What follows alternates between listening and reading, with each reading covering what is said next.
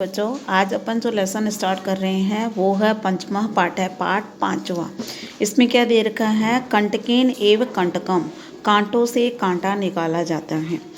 प्यारे बच्चों, कहानी बहुत अच्छी है। जैसे कहते हैं ना कि जैसे को तैसा। आज वो समय नहीं है जो अपन कि कहें कि इसने मेरे को थप्पड़ मार दिया तो कोई बात नहीं, उसने मार दिया, इस तरह से इग्नोर और नेगलेक्ट करने का समय नहीं है। अब समय कैसा आ गया, अगर उसने थप्पड़ मारी है तो हमें उसको 2 थप्पड़ और मारनी है, 2 की जगह 4 मारनी है, 4 की जगह 8 मारनी है, ऐसा समय आ गया है। तो यहाँ पर भी ये स्टोरी क्या दी हुई है? कंटकेन एव कंटकम, कांटों से कांटा निकाला जाता है।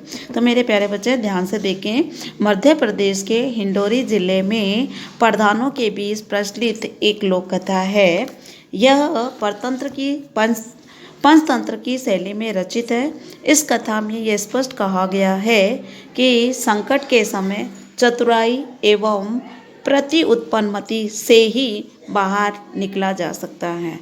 मतलब अगर कोई व्यक्ति के ऊपर किसी भी तरह की कोई भी परेशानी या कोई भी समस्या आ जाती है तो उस समय हमें उस समस्या से घबरा नहीं जाना चाहिए, बल्कि चतुराई के साथ, प्रति उत्पन्नमति के साथ है उस समस्या का सामना करना चाहिए, उस समस्या से बाहर निकलने की कोशिश करनी चाहिए।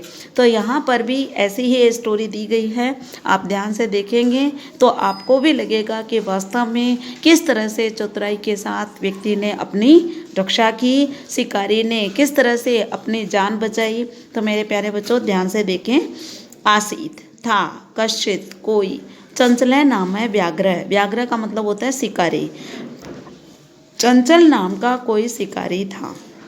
पक्षी मृगादि ना, पक्षियों मृग आदि के ग्रहण से स्व माना वह, स्वकीय माना खुद की जीविका निर्वाहयन्ति स्म का निर्वाह करता था। पक्षियों और मृग आदि का ग्रहण करके यानी उनको पकड़ करके अपनी आजीविका का निर्वाह करता था। एक बार स वने जालम, वह वन में जाल को विस्तीर्ण फैलाकर गृहम आगतवान, घर आ गया। एक बार वह वन में जाल फैलाकर घर आ गया। अन्यस्मिन, दूसरे दिन प्रातःकाल यदा, जब चंचल शिकारी वनम गतवान, वन को गया, तदा तब स दृष्ट्वा, उसने देखा, यत की तेन, उसके द्वारा विस्तारित फैले गए जाल में दुर्भाग्य से व्याघ्र बंधा आसीत, व्याघ्र बंध गया था। उसके द्वारा फैलाए गए जाल में दुर्भाग्य से एक व्याघ्र बंध गया था। सो अचिंत्यत, वह सोचने लगा, व्याघ्र माम खादिशन्ति, यह व्याघ्र तो मुझे खा जाएगा। एतवे, इसलिए पलायनम करणीयम, भाग जाना ही चाहिए। व्याघ्र ने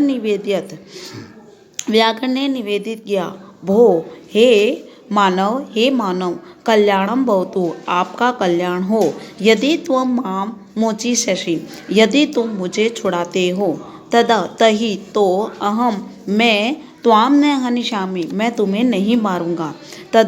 तब वह व्याघ्र शिकारी व्याघ्रम जालात बहि निष्कार्यत, तब वह शिकारी व्याघ्र को जाल से बाहर निकाल देता है।